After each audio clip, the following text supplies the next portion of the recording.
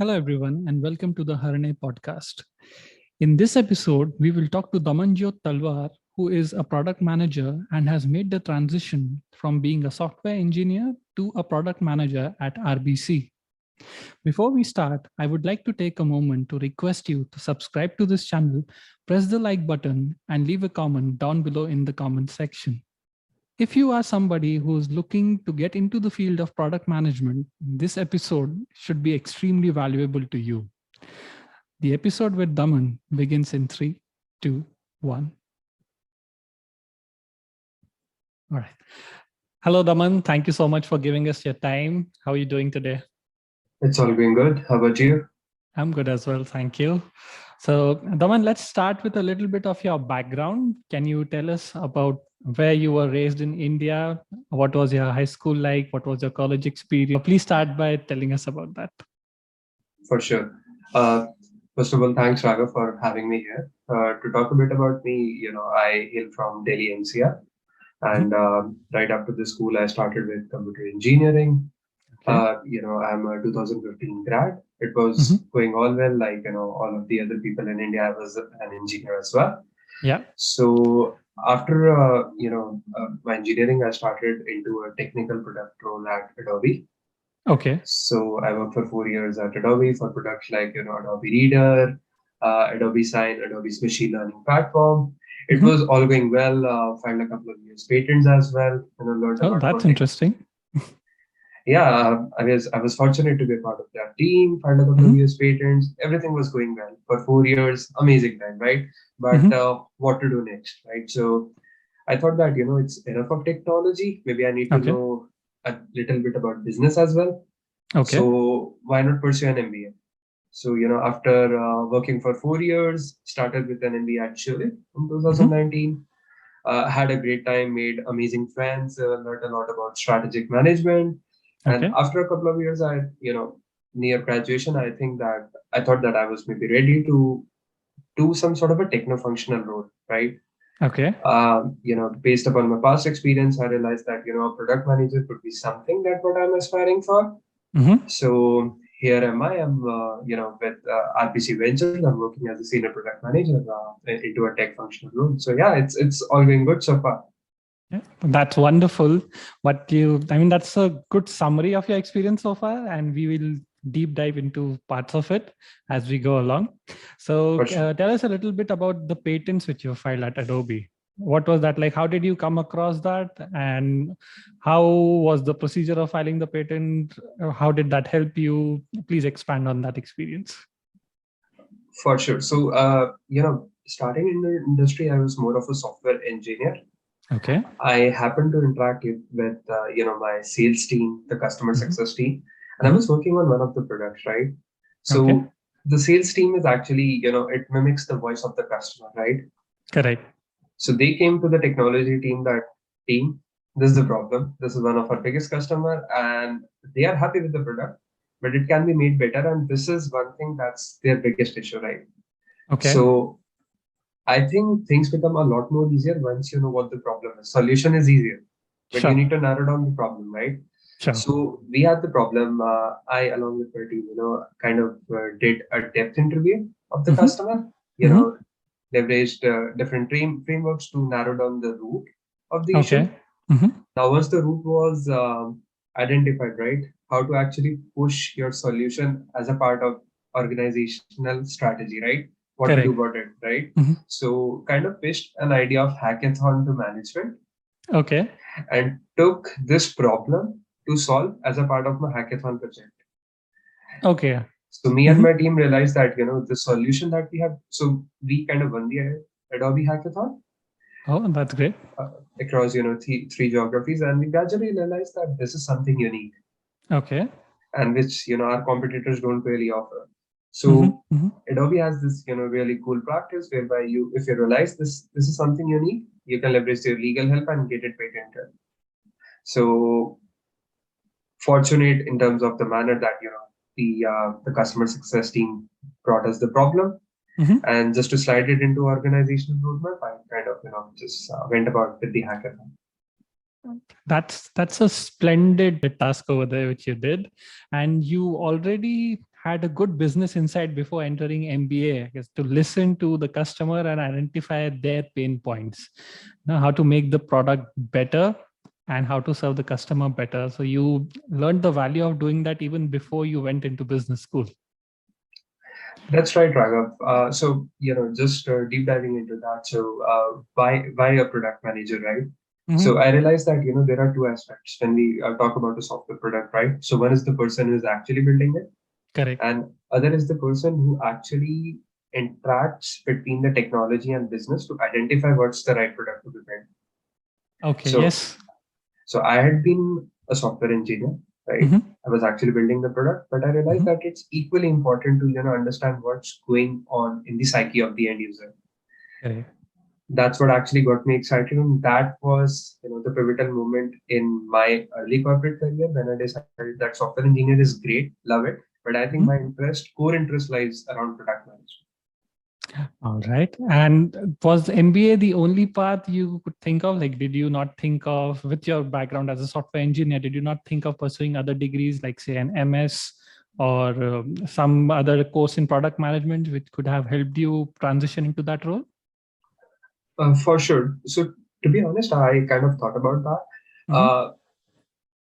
In majority of the cases, right, MBA was a sure shot mechanism to go about it, right? Other courses, certificate courses and product management and MS, they were upcoming things. Okay. Right. Now, if I reflect back, I do believe that, those courses would have been beneficial as well. But at the time I started my career trajectory or, my MBA trajectory, those courses were upcoming and not established. So I thought that MBA is a safer route. So why not go about it? Okay. All right. Then at this point, you had to make the decision of pursuing your MBA from India or a foreign country. So how did you zero in on Schulich School of Business? Like, why Schulich School of Business? Why Canada? Can you walk us through that decision, please? How do you narrow down on a course, right? Yeah. So let's not actually talk about the geography, but how do we narrow down on a course or a college, right? So course MBA, because it was a safer bet to go into typical product management. Yeah. Now when I talk about college, right? So there were 4 or 5 KPIs that I wanted to make sure that I'm hitting all of them, right? Okay. So the college needs to be one of the top 100 colleges in in known global rankings. So Schulich is I guess in FT rankings top 100 schools. Correct. Right? Or it was at that time. So that was one of the KPIs. The second KPIs was ROI. Right. Okay. So for example, if I'm investing a rupee in my education, if I'm getting 1.2 or not, right? At the end of the day, it's money, right? Yeah. So yeah, that was second KPI. The third KPI was that, of course, the ranking might be good, but what about the peer? Where which industry they are coming from? Is it global or no? So those kind of things, right? Because in MBA, in a typical MBA course, school actually teaches a lot, but you learn a lot more from your peers. Correct. Right. Now, I was able to narrow down that, there were a lot of good global colleges which actually marked, but the next step was that, so even if I complete my education, right, I need sufficient time in the local geography to repay my education debt, right? Correct. Yeah.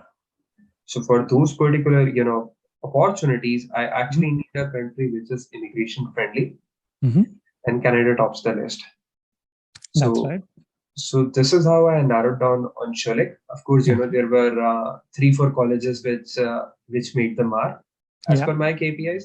Schulich was one of them. I applied, in those 2 or 3, but kind of missed the deadlines of the remaining ones. Qualified for Schulich, and luckily just made the mark. So I was, as far as I remember, I was one of the last people to get an admit into the batch. Oh, so like, could you tell us why did you miss that deadline for the other colleges, and you were, as you said, one of the last students to be admitted? So what happened over there? So to be honest, I never actually initially thought that I'll go for a global education. And if, let's say, if you're aspiring for studying this fall, so fall means September, so September intake. So if you're aspiring for this September, you actually need to be very early in the game, and you need to start preparing at least previous September, or you need to have a mindset. So Yeah. I kind of applied as far as Schulich is concerned. So I Mhm. applied on in March. So So the actually, third round. yes, on the Okay. last day. It was the Mhm. last day, right?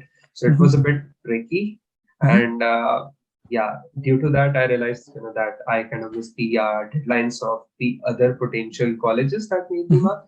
I Mhm. nevertheless applied, but those were the lateral rounds, so I never paid for that.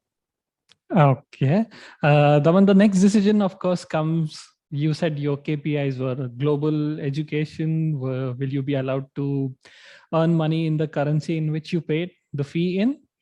So the next decision was between Schulich Keele campus and Schulich India campus. So why did you decide upon Schulich India campus?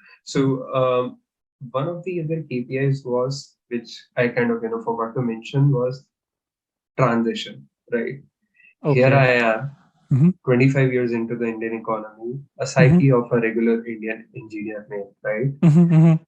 Right. Not really aware about the whereabouts of globalization. How can I actually transition? So Okay. Schulich India was a sweet spot which offers Mhm. me best of both the worlds, Mhm. bringing brightest minds of the country together, 55 people together for the first year in India, and the Yeah. second year actually making them helping them with a pivot in Canada. So I was Mhm. getting best of both the geographies, right? Mhm. And it helped me with the transition because I knew those 55 people beforehand Yeah. while coming to Canada. Mhm. So even for a simple task, right? So uh, even for a simple task like applying for a work permit, right? Yeah. Everyone in the batch already did that. Yeah. So it's not me actually who is going all in for all the course all on my all alone. It's Mhm. actually 55 is the unity of 55 people that actually smoothened the transition for me. So that was the biggest KPI as well. All right. Yeah, I agree with you. A smooth transition, especially when you've never been out of the country. Like I had never been outside India before I came to Schulich.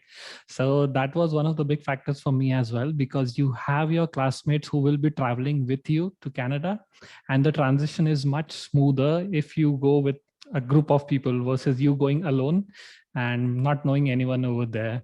Thank you so much for that, Daman. So now when you came to Schulich, India, I know you were one of the first people, or like I'd say one of the few people who started networking very early in the course. I remember you used to have networking sessions, and even when people used to say that, you're too early, why are you starting this game so early? We've just gotten into the college right now. The classes have just started, but you started it nevertheless, and I guess it has paid off in the long run.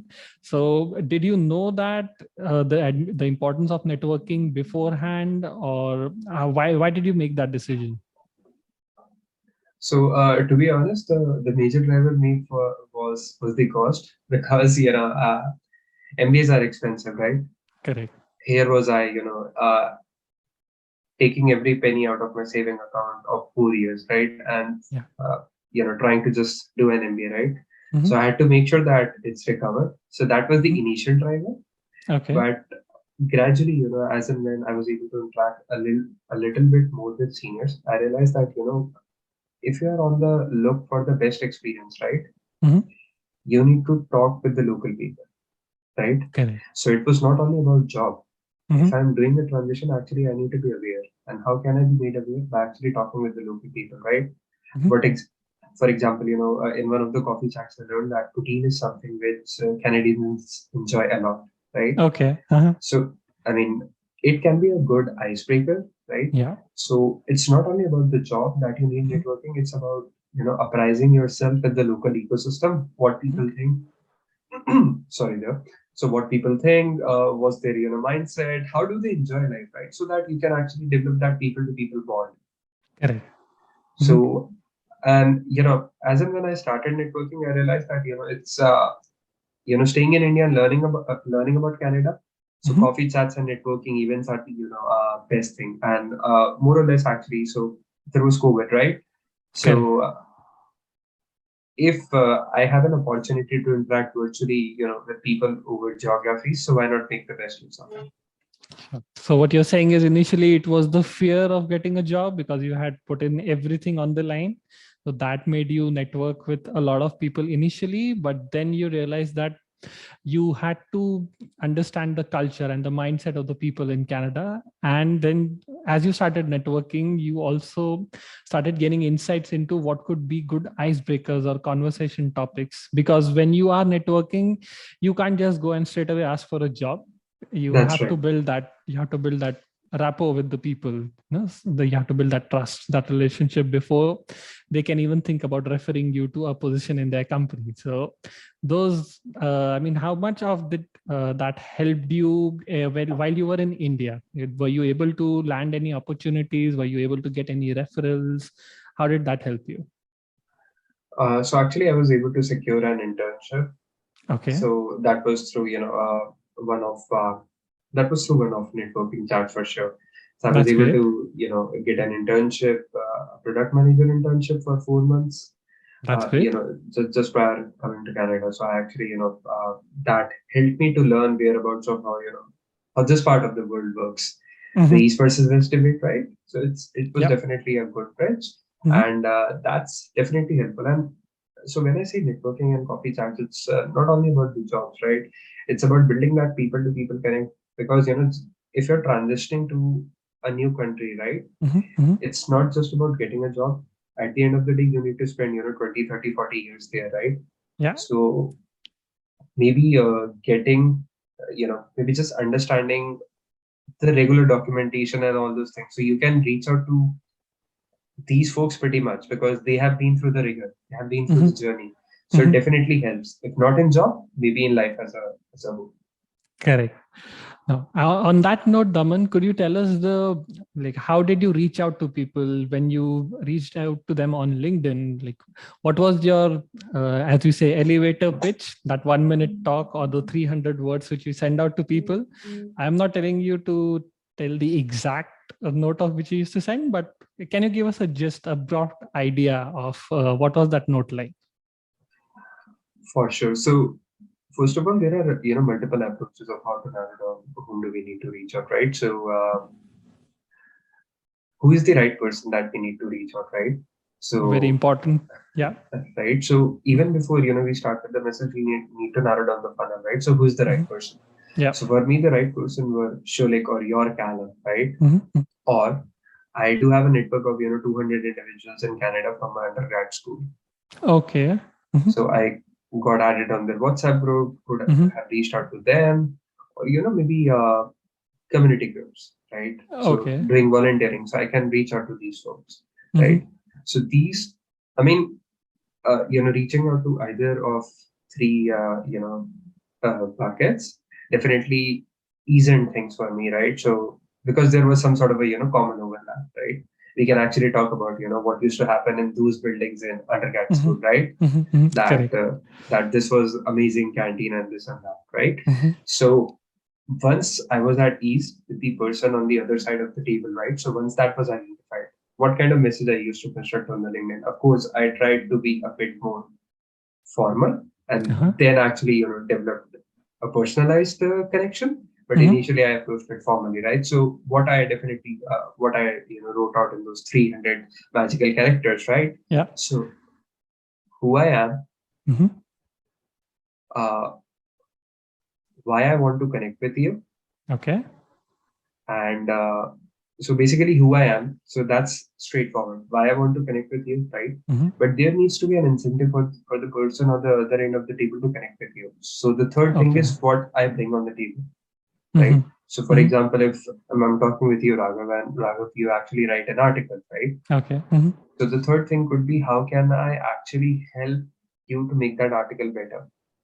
So Correct. networking with people. So I think the term networking is a bit misunderstood. Mhm. Networking is not just deriving from the others. Mhm. It's more or less about contributing as well. Yeah. And to be honest, I mean, I like to quote these as golden three three pronged approach. Who I Mhm. am, why I want to connect, and what can I contribute to the table. But to be honest, even with this terminology, the success rate was 10 to 20%. So if I send 100 invites, Uh-huh. maybe 20 people will listen. So just be prepared for the rigor. It's pretty normal. It will happen, and at the end of the day, it's a numbers game. Yeah, no, I think you bring up a very wonderful insight over there that networking is not just about you asking for favors or you asking for referrals, but also you bringing something to the table. So I have heard from a lot of people that when people connect with them over coffee chats, they are not really well prepared and they just at random come on the call without having a clarity or a purpose of why they are connecting with someone.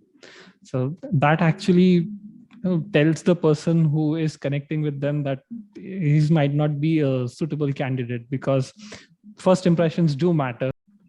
For sure, we are not talking just for the purpose of talking, right? So the person at the other end of the table is devoting his or their half an hour of a day, right? So you need to make it count. My next question to you is you said earlier about putting all your money in for the education at MBA. And you were initially scared that what if you don't get a job? That pushed you towards networking. So did you take an education loan and plus your savings? How did you go about funding your MBA? Yes. So actually, it was a mix of both savings and education loan. So why actually, I talked about KPIs of selecting a school, right? And one of the KPIs was that it needs to be one of the top 100 colleges, right? Okay. The reason for that was, the reason for that was because if it's one of the top 100 colleges, you can get an education loan, a cheaper education loan from companies like Prodigy Education, very easy. Okay. So it was a mix of. Sorry, go ahead. No, go ahead. I interrupted you. Sorry. So yeah, it was a mix of both savings and loan from companies like Prodigy Education, and it's a bit cheaper rate of interest. And definitely, to the viewership, I'll recommend that if you are vying for one of the top 100 colleges, definitely explore that. And yeah, it's not a promotion; it's just what I've experienced so far. So if you can save some bucks, so why not? Right. So you're saying because I am not aware of the rate of interest at bank and these financial companies which you're talking about, say you mentioned Prodigy. So are you saying that the rate of interest at these companies is lower when compared to a bank? That's right. And they don't really need a collateral. So if you go for a traditional bank, traditional banks might need a collateral. Correct. They do. Yes. So companies like these are innovative, next gen fintech companies. Okay. So they have a cheaper rate of interest and they don't really need a collateral because they are supporting you in getting an education from one of the top 100 colleges of the world or universities of the world. So that's the business model. And this will actually, a lot of my friends took education loan from this organization. So you can, and there might be multiple competitors, right? So you can plan your finances accordingly. All right. And this, by the way, is not paid promotion. I was just curious as to, because that is one of the most important aspects of your MBA. How do you fund it? Because not everyone might have a property to mortgage to the bank for an education loan. So it is an important aspect. Hence the question. I totally understand that. Been there, done that. So, Daman, you were very clear from the beginning that you wanted to explore the space of product management. And then you said that you came into MBA with this idea that you will learn this. So how did MBA bridge that gap? Like you had a taste of product management earlier when you filed your patent, but how did MBA enhance your business understanding? Going back to my topic of my patent, right? So I had a patent, or rather, I had a solution, right? The problem to me was given by someone else, right? Correct. Now, what MBA helped me with, right, to actually understand if a problem is a problem or what is a problem, right?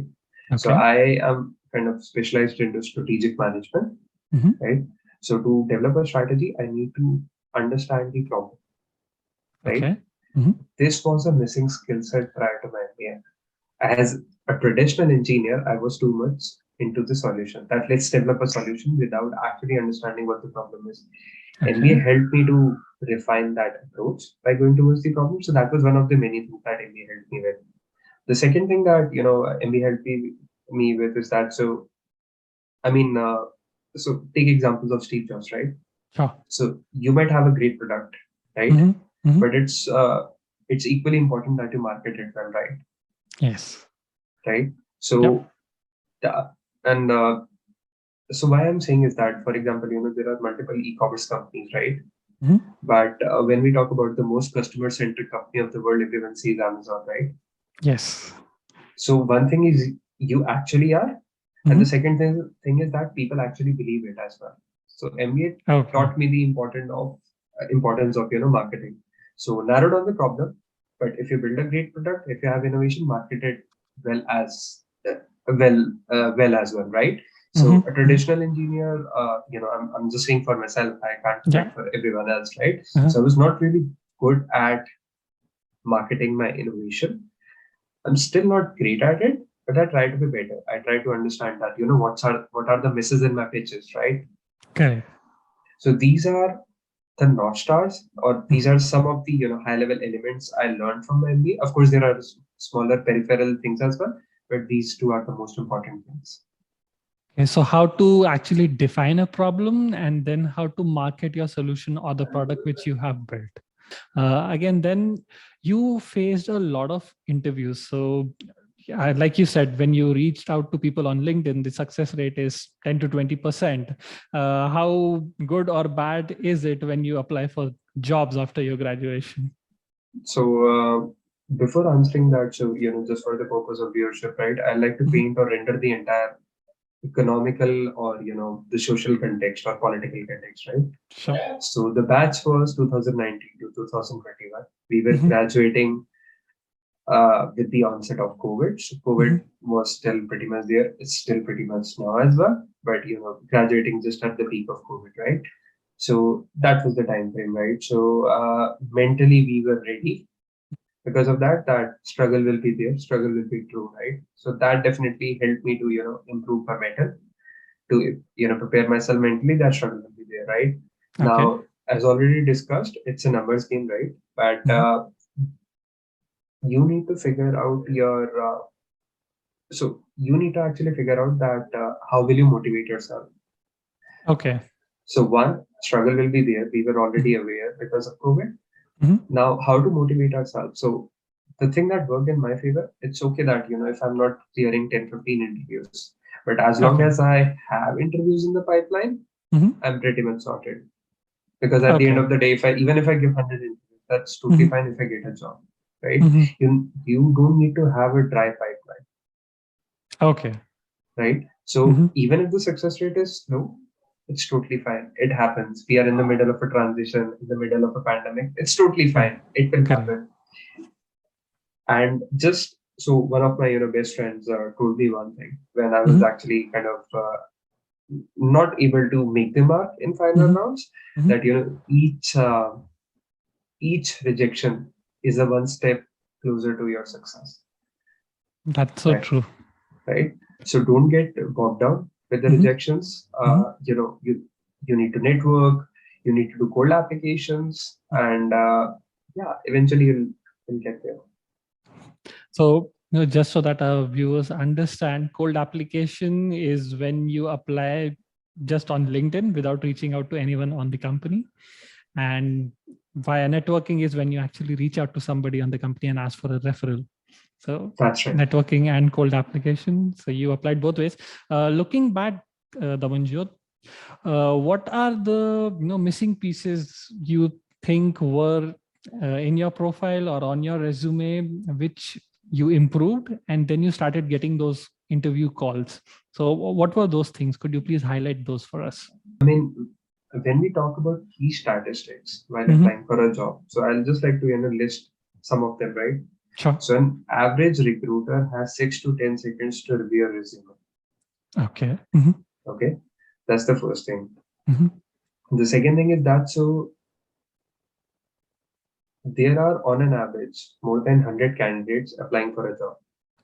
That's On an correct. average, for not I won't say the biggest employers, but Mm-hmm. good enough ones, right? Mm-hmm.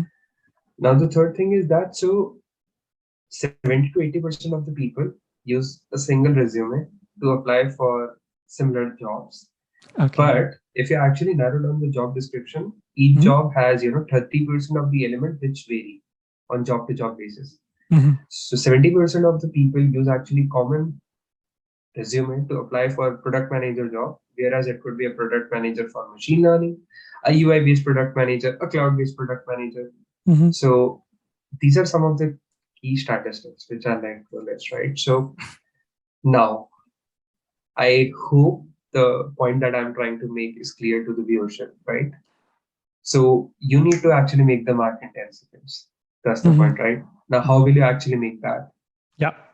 Having the right keywords in your resume, and that should be visible and legible right in the first one, right? Now, when I say keywords, these vary. So having a common, these vary from job to job. So having a common resume won't actually, make the mark. So what you're saying in short is that if it's say a job opportunity for a product manager in machine learning, and you need to look at those 30% of the variants which would be there in that job description and make sure you include those in your resume. That's totally right. Yeah. Yes. And then again, could you tell us, we are all taught about the STAR methodology while preparing a resume. So could you please elaborate on that? How did you apply the STAR methodology on your resume? For sure. So just, for the purpose of viewership, so STAR is situation, task, action, and result, right? So, okay. Or, the other acronym which I use is SCRS, situation, complication, resolution, and impact, right? Situation, complication, resolution, and impact, right? Okay. So so in this methodology, right? So let's say if you list a keyword, right? That let's say you are great in product strategy, right? Okay. But when you're actually talking about it in your resume, you need to mention that, why do you need to develop a product strategy? What was the situation? Maybe that entire vertical was not doing very well, right? You were tasked with a project to actually, improve that vertical by, and the task was, kind of depth interviewing your customers, right? The resolution is the strategy which you suggested. Okay.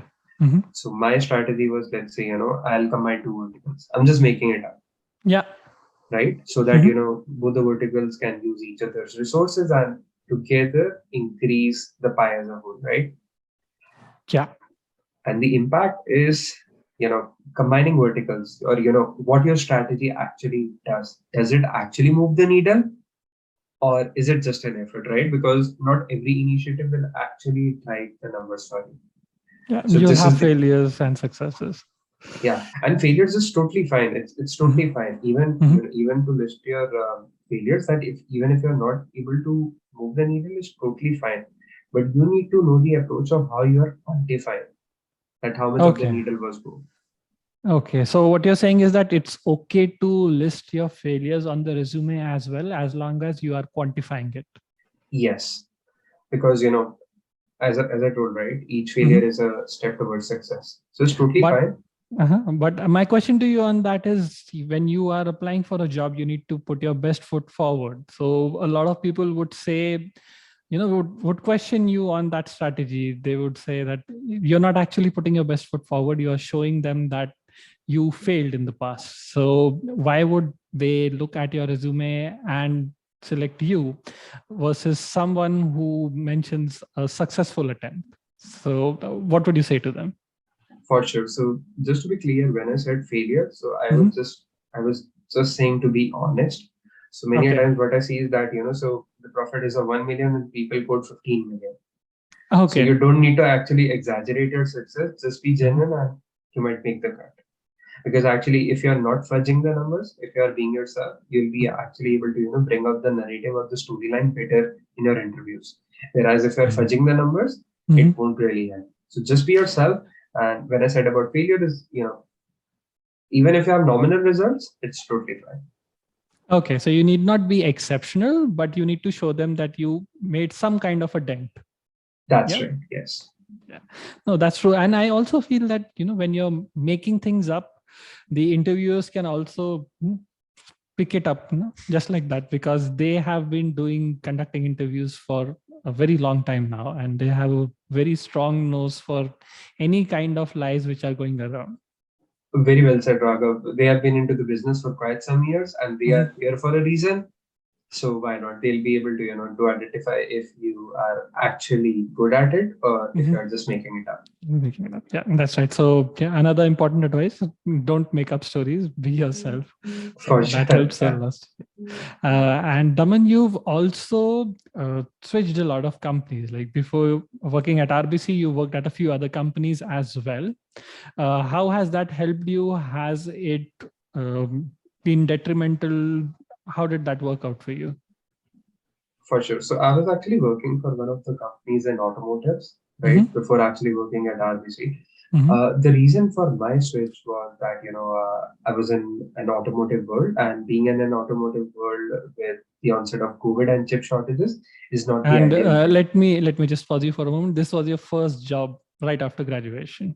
That's right. Yeah. Yes. Okay. Yeah. Continue, Yes. please. Yes. So I was actually in an automotive world, onset of COVID, chip shortages. So I realized that, it's difficult to turn around automotive projects, right? So I thought that maybe actually, let's go into a bigger firm, Okay. and just for the stability purposes. So my Mm-hmm. prior company was amazing, but it's the industry that made me a bit, uncomfortable Mm-hmm. because of the, stability reasons. So I thought Okay. that, making the pivot to RBC is the best thing for now. All right. And it's, of course, you should not do a lot of switches. I don't recommend that. But Why? yeah, Why would you say that? because the recruiters kind of just see that there's no stability in the profile of a person, right? Mm-hmm. But if you switch and if you have a true storyline, right? So in my case, it was just the industry which was making me nervous Mm-hmm. Mm-hmm. of my prior company. Yeah. People believe you, right? So, but I won't actually recommend doing a lot of switches early in the career just after your education from a different country, because you need to learn the whereabouts of how the corporate works in that sector. Sure. So, I mean, I think that's a very wise move you made because you looked at the macros of the industry, not just, like I have a job now, so let me sit back and relax. You were actually looking at the horizon and seeing what kind of problems could come in this sector. And when you saw a problem, you thought that, okay, maybe it's not the best time to be in this industry for now. So let me go towards a more stable industry and then start working over there. Yeah. So one thing which actually also helped me was that I was at Adobe for 4 years, right? So the recruiters or the people see that this is not a person who is a bit fickle-minded and doing job searches every now and then. Yeah. So that actually helps to improve your storyline and maybe get some bit of attraction for sure. Yeah, it's important to look at, your employment history. If you are somebody who switches jobs every few months, then that is a red flag when you apply for a new company, because the recruiter thinks that what is the guarantee that you will spend a lot of time in this company as well? You might switch after a few months from this company too. For sure, Raghav. That's 100% totally true, especially in Canadian context. My question to you is from a business point of view, which is that RBC is already an established player and Mm-hmm. it has a lot of good products in the market already. So is there scope for you to improve those products by a good margin? Or I mean, like, are you able to make a good impact, or are you a very small cog in a very big organizations? So how is that like? For sure. So just for the purpose of viewership, so I'm working with RBC Ventures, which is a subsidiary of RBC, right? Okay. And RBC Venture has a lot of startups in its funnel, Okay. Mm-hmm. right? So I'm actually working with one of the startups, right? Mm-hmm. And since it's a startup with stability of the bank, so I do have a lot of room for innovation. So it's best of both the worlds. So there's Yeah, plenty of room nice. for innovation with no restrictions. And in fact, Right. RBC encourages that. All right, Daman. On that note, I mean, I know you have also interviewed for the FAANG companies Mhm. in your past, and that experience must have taught you something. There would have been shortcomings in your resume, in your profile. What are the FAANG companies actually looking for? How is their interview process like, and how can one be best prepared for them? So when we talk about FAANG, so it's Facebook, formerly Mhm. now Meta, Apple, Amazon, Netflix, and Google, right? Now, many people do aspire for the FAANG, right? So how to actually go about preparing for them, and what were the shortcomings in my interviews? When Yeah. I was actually pursuing an MBA, trying for jobs, right? So Uh, if I mean, and FAANG companies actually, scrutinize each and every application. So you should not feel that, maybe I won't have a chance at it. That's Okay. not true. So Mhm. what I feel is that, so if you have that, that thing covered whereby a recruiter can actually identify your profile in under 10 seconds, that this is a lucrative profile, so you'll definitely get the call. Now, after getting the call, I say that, the biggest hurdle for me was to be mentally prepared for 7 to 8 rounds or 8 to 9 rounds, Okay. because one of the things that bank company have is an on-site final round, which has Okay. 5 interviews back to back, right? Okay. So there are thousands of people competing for that one particular job, right? And you have Mhm. 5 interviews back to back. So you need to trust yourself that you'll be able to do Okay. it, right?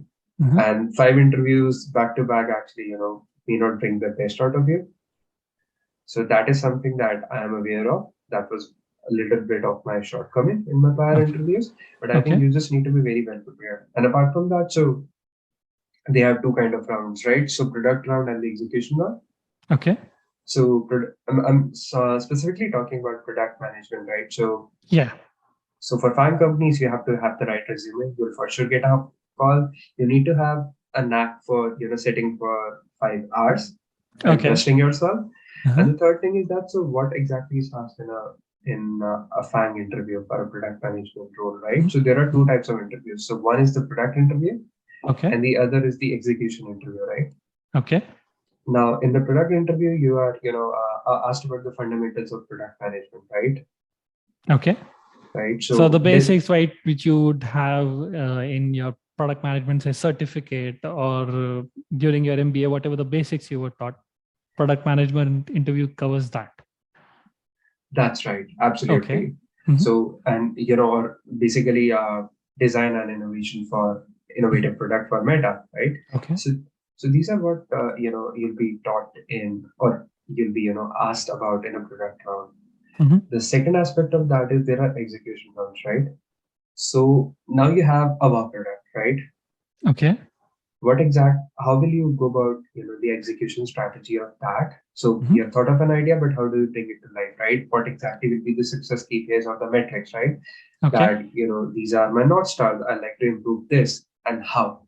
So there are two school of thoughts. So Mhm. what will be that innovative product and how to go about executing it? So this is all that we need for a fun interview. Oh, yeah. And I mean, I've seen there is a lot of hate that some companies receive online for conducting multiple rounds of interviews. You have 10 rounds of interview, 12 rounds of interviews, but still these are like the top companies in the industry right now, and they are persisting with such a format of interviews. Why can't they shorten it up? Why do they have these multiple rounds of interviews? So one of the things which I have realized is that, so why companies are having more rounds. Mhm. Uh, it's a standard, if you go by MBA terms, it's a demand supply problem, right? Okay. So the opportunities are limited, the demand is more, right? Now, how do you funnel? How do you funnel the candidates, right?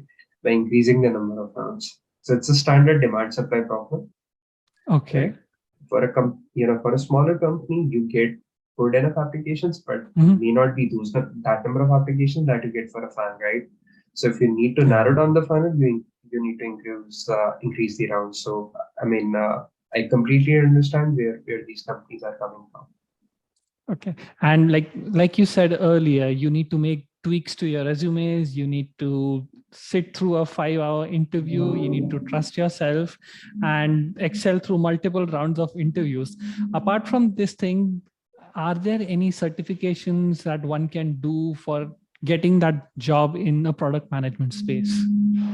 Oh, for sure, lots of them. Yeah. Why not? Yeah. So there are certifications like CSPO, Certified Scrum Product Owner, Okay. CSM, Certified Scrum Master, Okay. uh, certifications around Google Analytics, Google Hmm. Optimize, right? And not necessarily certifications, but thought about. So just be informed about tools, analytics tools like Tableau, Heap, Hotjar, which actually help you to track your, track the whereabout of your products, right? How your product is Okay. informed.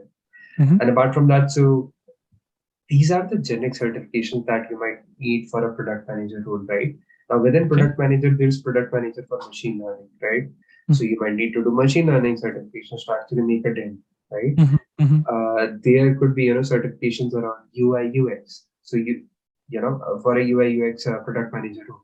So the initial certifications are generic for a PM role, but Okay. accordingly you might need to funnel yourself based upon what kind of product manager you aspire to. So whichever field you want to go into. So, for example, you want to go into a machine learning field, then there's a certification for that.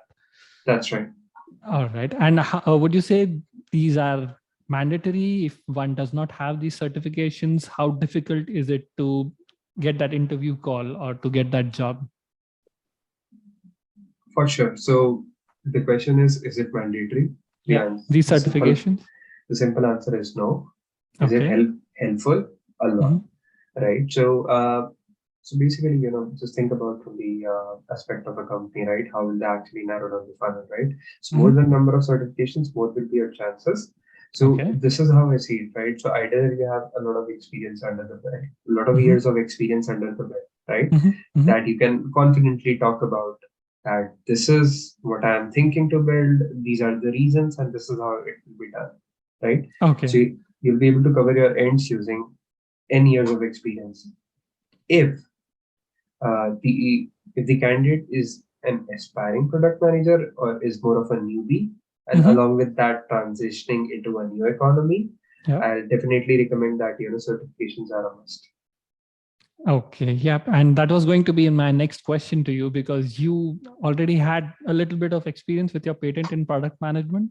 So, what you're saying is somebody who does not have any previous experience in product management and is trying to transition into this role needs to have those certifications because then the chances of getting that interview are higher. For sure. I mean, Mhm. so you just it's at the end of the day it's a 10-second rule, right? So Yeah. certifications definitely elevate the profile.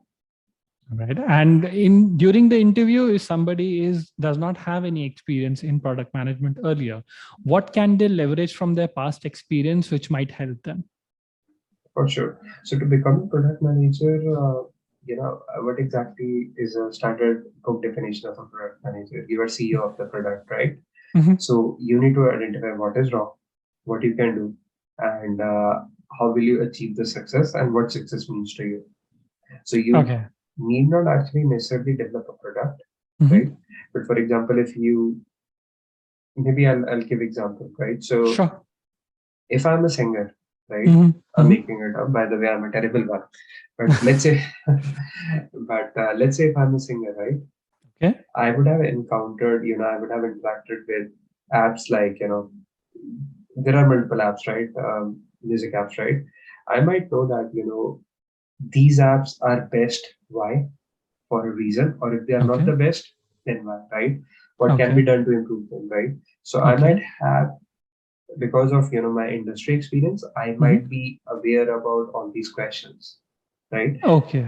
Mhm. So you need not have the corporate experience, but even if you have the generic experience of a particular industry, you'll be able to answer the product management questions and maybe try for initial positions like APM, Associate Product Manager. So even if you don't Okay. have experience, it's totally fine as long as you Mhm. understand the industry or the landscape. No, that's wonderful insight, Daman. I think that will be helpful for anyone who's trying to make that transition. Okay, Daman, we are moving towards the final section of this podcast. One question which I have towards the interview process of the product management is, do you have case interview rounds like people have in consulting? So is that the norm in product management interviews as well? So I'll say that one size fits all. Mhm. That's not necessarily true for product management, right? Because the interview process varies for FAANG versus a startup versus a Okay. traditional organization. But I'll try my best to actually narrow down the entire process into 4 or 5 steps, Okay. which might be good enough to just get a look and feel of the overall process, right? Mhm. So the initial process is you apply with a resume, right? Okay. The next step is you get a call from the HR, and she or they might schedule you.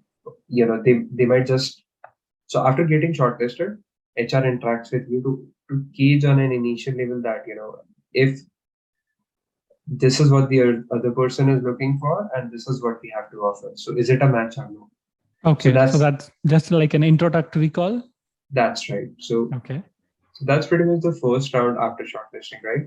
Okay. Now, if it's a match after first round, right, you get scheduled for a call with hiring manager or HR, right? Now, in that interaction with the hiring manager further tends to, intrigue you or understand your motivations behind this role. If it's a match for team and for opportunity both. So, the questions go in deeper depth as compared to the questionnaire of a recruiter or HR. Okay. Right? Now, you get shortlisted from resume, HR does your shortlisting, hiring manager does your shortlisting, right? So what are next rounds? So 3 rounds more. So one is, interaction with the fellow product managers. Okay. Or maybe interaction with team of product as a whole, in which there's a case study. Right? Okay. Right. So in this particular round, so they might give you a case study which the team is working on, and how would you go about solutioning on that, right?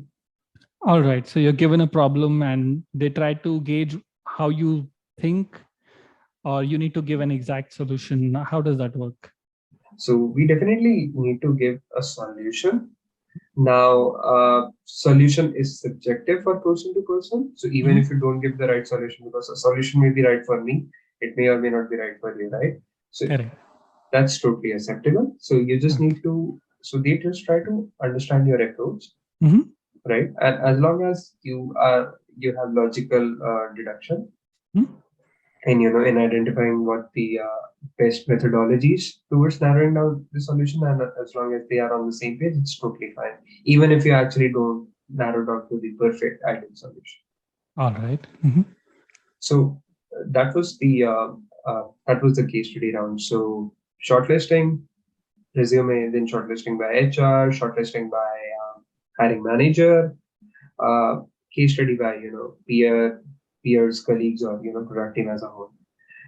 Then, as a product manager, you need to interact with technology team as well. So the next round is round with technology team, in which they can ask basic technical questions as well as basic product questions, just to make sure that what they are telling, can you understand or no, right? And vice versa as well. Yeah.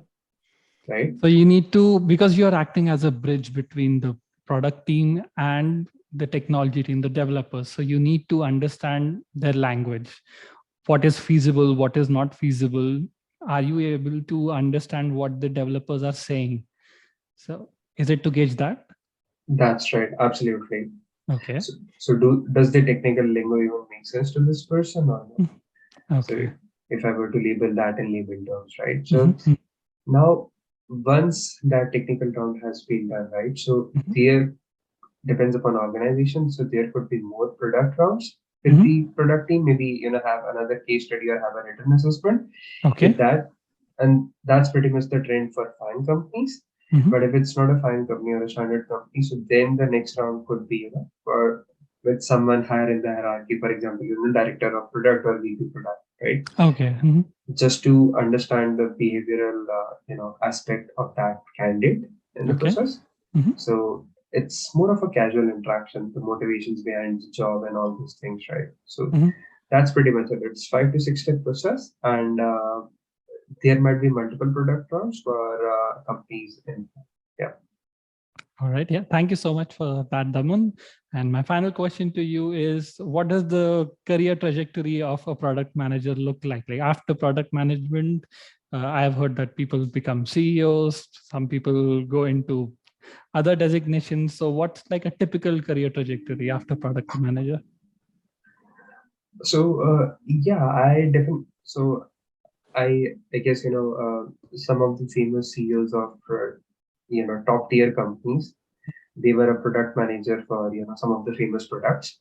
I won't like to name them or not, but everyone knows, right? So when I say that, when we talk about the trajectory of a product manager, Mm-hmm. sky is the limit. But when I say sky, you need not be focusing for a CEO role. Mm-hmm. So there's an upcoming concept of CPO nowadays. Okay. Uh-huh. So it's Chief Product Officer, right? Okay. Mm-hmm. So again, the trajectory depends upon organization to organization, how much time we are in. So you can be, so the stand trajectory, if it's APM, Associate Product Manager, Senior Product Manager, Director, VP or Head of Product, it could be CEO or CPO. So that's the standard trajectory. But Okay. again, it's nothing set in stone. Mm-hmm. It depends upon organization to organization, whereabouts of the company, stages of the company, and all those things. All right. Yeah. Thank you so much for that, Daman. We are at the end of the podcast.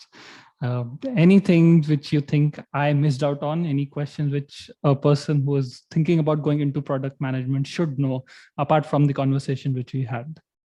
For sure. So there's one thing which I'd like to say is that, so own your product and trust your instincts. That's it, and you'll get it. So don't worry, if you aspire for it, you'll eventually get it. Good luck. All right. Yeah. Thank you so much. It was a pleasure speaking to you, Daman, and wish you all the best. And that was the episode for today. If you like this episode, please press the like button and don't forget to press the bell icon. Also, kindly leave us a feedback, good or bad, in the comment section down below. Till the next time, this is me, Raghavendra Harne, signing off. Take care.